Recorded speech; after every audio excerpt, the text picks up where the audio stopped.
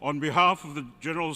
Au nom de l'Assemblée générale, j'ai l'honneur de souhaiter la bienvenue à l'Organisation des Nations Unies à Sa Majesté Willem-Alexander, roi des Pays-Bas, et je l'invite à prendre la parole devant l'Assemblée.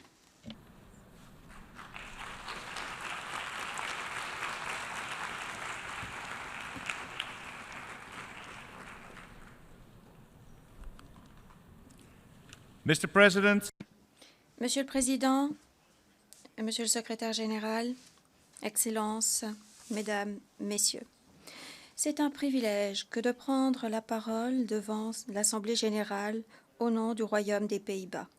Un royaume constitué de 4 pays autonomes, les Pays-Bas, Aruba, Curaçao et Saint-Martin, et ancré tant dans l'Europe que dans les Caraïbes. En 1945, la Charte des Nations Unies a été signée par des représentants de 51 pays. Aujourd'hui, 70 ans plus tard, la population mondiale a triplé et le nombre d'États membres des Nations Unies quadruplé, avec toute la complexité que cela entraîne. Et néanmoins, en tant qu'organisation internationale, les Nations Unies peuvent être fières. Durant ces 70 ans, le monde a été en proie à de profonds bouleversements et une modification de l'équilibre des forces. Les progrès technologiques ont transformé notre quotidien de façon plus rapide et spectaculaire que jamais. Et néanmoins, les Nations Unies restent d'actualité. Nous avons été les témoins d'intérêts irréconciliables, de conflits violents, de tragédies humaines. De fait, ils persistent aujourd'hui. Alors même que nous parlons ici, des millions d'êtres humains vivent sous l'emprise de la peur, de l'oppression, du besoin. Et néanmoins, les Nations Unies perdurent.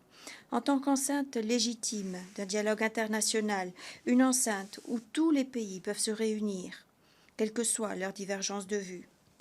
Les Nations Unies ne sont pas qu'une simple enceinte de discussion. Les Nations Unies sont une organisation dont les activités contribuent à façonner et améliorer notre monde.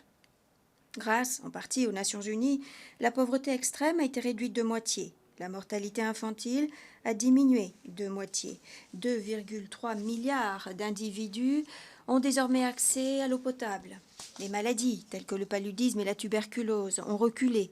Et les opérations de maintien de la paix, dans bien des régions du monde, ont permis de maîtriser des conflits violents. Tout ceci grâce au labeur de millions d'hommes et de femmes courageux dans des États membres des Nations Unies et grâce aux efforts inlassables du personnel des Nations Unies et de leurs organes, tant ici à New York que de par le monde. Dès lors, je voudrais adresser toutes mes félicitations aux Nations Unies. Merci aux Nations Unies d'avoir ces 60 dernières années lutter contre le cynisme et la fatalité. Pour le Royaume des Pays-Bas, les Nations Unies sont et resteront la principale organisation mondiale œuvrant pour la paix, la justice et le développement. C'est la raison pour laquelle le Royaume est candidat à un poste non permanent au Conseil de sécurité pour 2017 et 2018. De toute évidence, le monde est loin d'être parfait. Il reste empreint d'une terrible injustice et de la souffrance humaine, mais nous avons toutefois progressé à grands pas. À quoi ressemblerait le monde d'aujourd'hui sans les Nations Unies? Indéniablement, il serait dans une piètre situation. Le Royaume des Pays-Bas est très attaché aux fondations mêmes des Nations Unies, consacrées dans la Charte. Nous comprenons la valeur de la diversité et du dialogue. Ceci va de pair avec la conviction selon laquelle la coopération multilatérale peut nous aider à aller de l'avant et peut rendre le monde plus fort. Nous devons notre liberté à d'autres pays. Il y a 70 ans, nos alliés ont consenti d'énormes sacrifices pour libérer les Pays-Bas. Ils nous ont permis de nous relever de nos cendres et de devenir à nouveau un royaume prospère. Nous n'oublierons jamais l'importance de la solidarité internationale. Le monde pourra toujours compter sur les Pays-Bas en tant que partenaire pour la paix, la justice et le développement. Néanmoins, en dépit de notre profond attachement, nous pensons également qu'il faut porter un regard critique lorsque cela est nécessaire. Il est bon qu'en ce 70e anniversaire, les Nations Unies se penchent franchement et honnêtement sur le résultat de leurs efforts, que les Nations Unies examinent les objectifs qui n'ont pas été atteints et qu'elles portent leur regard sur le long chemin sinueux qui les attend. Notre royaume est vivement préoccupé par l'anarchie, le terrorisme, par le mépris des droits de l'homme fondamentaux qui étendent leur emprise dans certaines régions. Des millions de personnes désespérées ont été déplacées, contraintes de fuir la violence. Ce sont les victimes innocentes de l'intolérance, d'un comportement méprisable de la part de tyrans auxquels elles ne peuvent faire face. Nombre de réfugiés vivent depuis trop longtemps dans une situation désespérée. Les effets positifs d'années de travail en matière de développement durable sont en péril. Et ceci nous concerne tous. Nous ne pouvons pas détourner le regard. Nous sommes vivement touchés, émus par les images tragiques de familles qui ont dû abandonner tous leurs biens à la recherche d'un lieu sûr.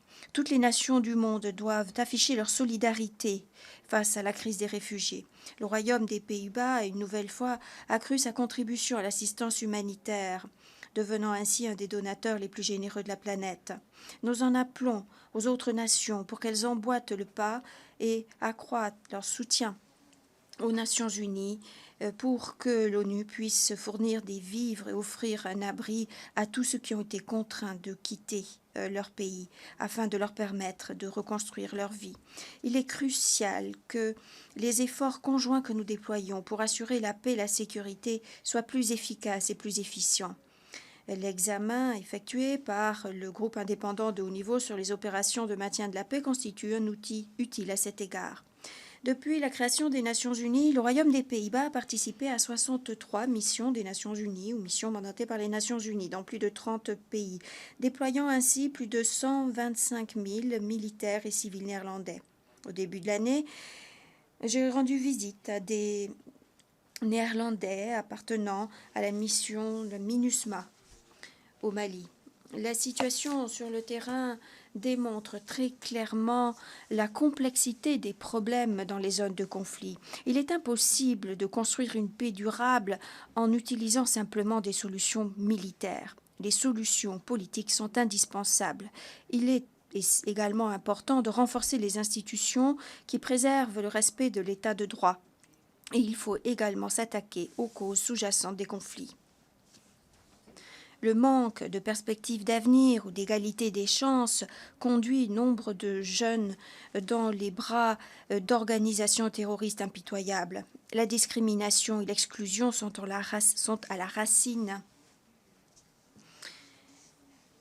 du mal dans des régions du monde. Et c'est la raison pour laquelle nous avons besoin d'une solution en 3D, conjuguant la défense, le développement et la diplomatie. Et les Pays-Bas ont acquis de nombreuses années d'expérience à la matière. Par exemple, nous avons fait de notre priorité la création d'emplois en Afrique et l'aide aux jeunes entrepreneurs africains. Et nous renforçons le soutien que nous apportons à des programmes à même de promouvoir la stabilité dans des États fragiles. Le Royaume des Pays-Bas est fier d'accueillir sur son sol la Cour internationale de justice, seul organe principal des Nations Unies situé en dehors de New York. La Haye est une ville où la paix, la justice et la sécurité mondiale sont défendues par diverses organisations internationales, parmi lesquelles la Cour pénale internationale et l'Organisation pour l'interdiction des armes chimiques.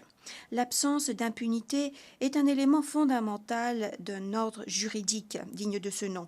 La violence ne devrait jamais pouvoir prévaloir. L'anarchie ne doit jamais devenir la norme. Quiconque œuvre en faveur de la justice sera aux côtés de notre royaume.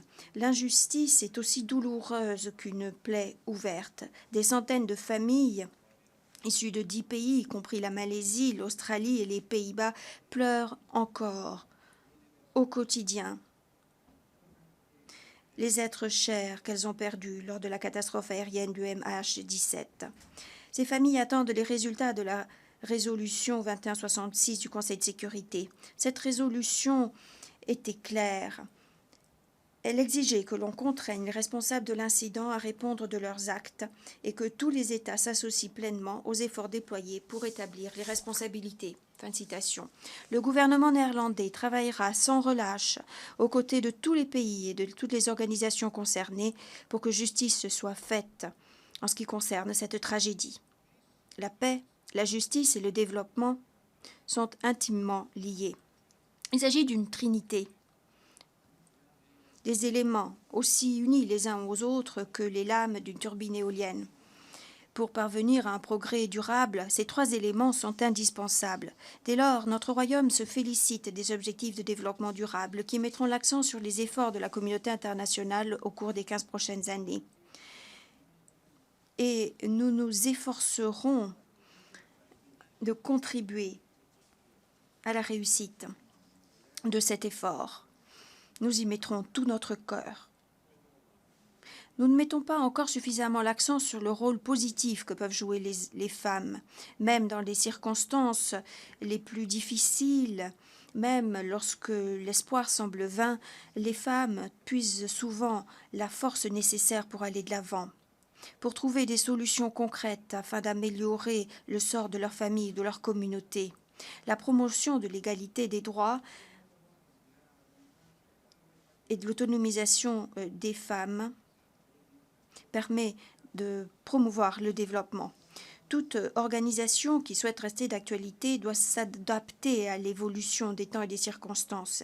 Et ceci est particulièrement important pour les institutions qui ont des valeurs communes. Nous devons nous demander si nos méthodes de travail sont toujours appropriées. Et sans cette réflexion, les organisations risquent de s'éroder, de perdre leur pertinence ou leur efficacité. Pour les Nations Unies et le Conseil de sécurité, c'est une question particulièrement urgente. Le Conseil de sécurité doit pouvoir agir de façon plus audacieuse face aux atrocités à grande échelle. Une plus grande retenue dans le recours au veto serait utile et nous nous félicitons de l'initiative de la France à cet égard. La légitimité du Conseil est également mise à rude épreuve. Si une partie de la population mondiale s'estime insuffisamment représentée par le Conseil, celui-ci ne peut pas s'acquitter de son rôle premier d'organisation garante du maintien de la paix, de la sécurité et du règlement des conflits. L'Afrique en particulier est sous-représentée, mais les voix d'autres régions et d'autres pays ne sont pas suffisamment entendues non plus, et ceci doit changer. Le Royaume des Pays-Bas croit au pouvoir de l'empathie et du dialogue. Ce n'est pas toujours la voix qui se fait le plus entendre qui a raison. Souvent, ce sont les petits États membres qui peuvent nous montrer la voie. Par exemple, l'appel lancé depuis longtemps par des petits États insulaires en développement pour que nous agissions davantage pour lutter contre les changements climatiques et la pollution des océans. Ces pays sont mus par un sentiment d'urgence, à nul autre pareil, et heureusement, enfin, des pays plus grands élaborent désormais des plans d'action concrets. Le Royaume des Pays-Bas sait bien l'importance de cette question. 3 de nos pays, Aruba, de Curaçao et Saint-Martin, sont de petits États insulaires. Et 3 autres îles des Caraïbes sont des municipalités spécifiques des Pays-Bas. Nous avons des siècles d'expérience en matière de gestion de l'eau et donc nous sommes devenus un des deltas les mieux protégés du monde, investissant des milliards pour contribuer à atténuer les effets des changements climatiques. Et c'est la raison pour laquelle nous avons l'intention de faire entendre notre voix à la COP 21 à Paris en décembre. Et nous continuerons à insister pour protéger les océans.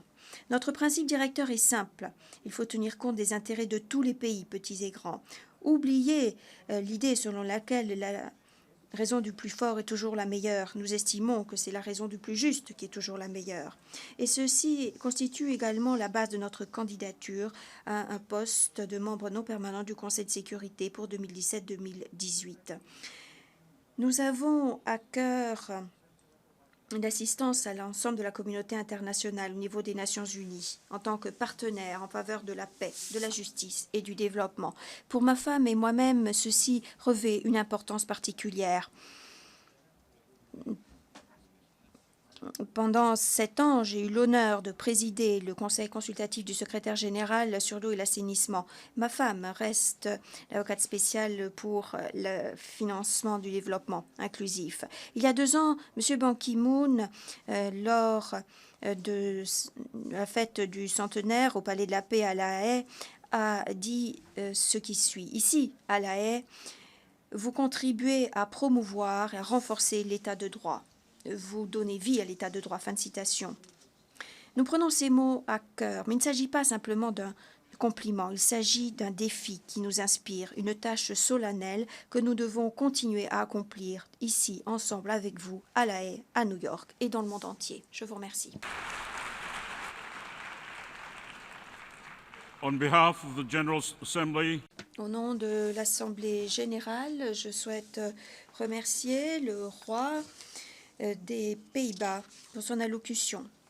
Je voudrais demander aux représentants de rester à leur place pendant que nous prenons congé de Sa Majesté.